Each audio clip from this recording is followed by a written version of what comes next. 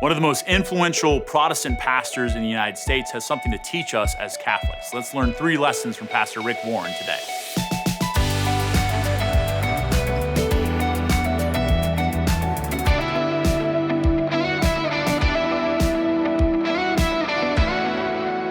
Rick Warren is the pastor of Saddleback Church in California. He's also the author of many best-selling books, and probably the most influential and biggest selling book that he has written is The Purpose-Driven Life.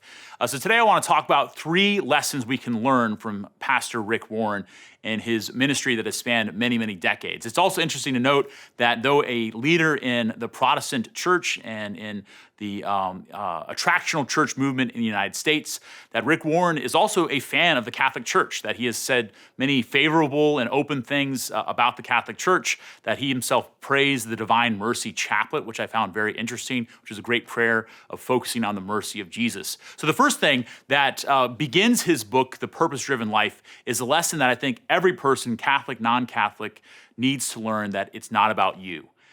This lesson that goes against the culture that we're in, that basically says that everything's about you, and to make it all about you, and all that really matters is how you feel and your perspective and your viewpoint.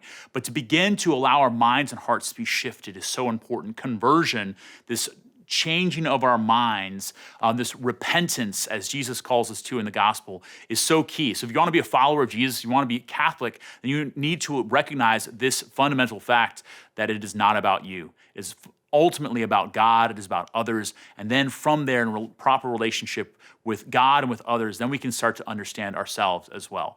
Another thing that comes from the ministry and life of Rick Warren is to go where the gospel is most needed. When he first started his church in California many decades ago, he looked on a map of churches and saw which area of California, his state, had the least number of churches. And so that's where he decided to plant his church, which I think is an interesting invitation for us as Catholics, especially because in a sense, Catholics are all over the world. There's churches all over the world, but many times we get comfortable being in our own areas, sometimes in our own kind of Catholic establishments, in our own parishes, our own dioceses. I'm part of a great diocese here in Florida, and to not think about what about those areas that don't have the gospel, those places that don't have the sacraments, to begin to look about where's the gospel most needed, and to be bold in allowing ourselves to be moved by God to go where the gospel is most needed. And the last thing that I think is a really profound and painful lesson coming from Rick Warren, from his wife as well, and from their ministry, is an emphasis in the past several years on mental health. That they've been focusing obviously on spiritual health of the members of their congregation, following Jesus, living for him, being on mission with Jesus. They, a couple years ago, started focusing on physical health as well, of getting your bodies right.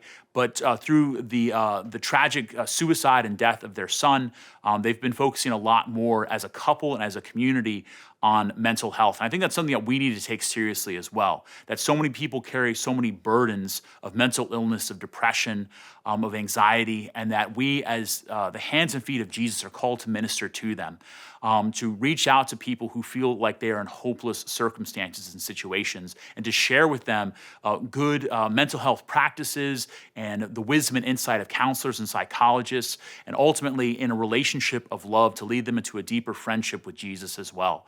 So a painful testimony from Rick Warren and from his family, that they are taking seriously that call. Even in the face of their loss, they're using that loss as a grace for other people, to help other people to experience hope and healing, who have suffered similar losses, but also those who are going through that place of depression and anxiety and hopelessness now with the light of the gospel.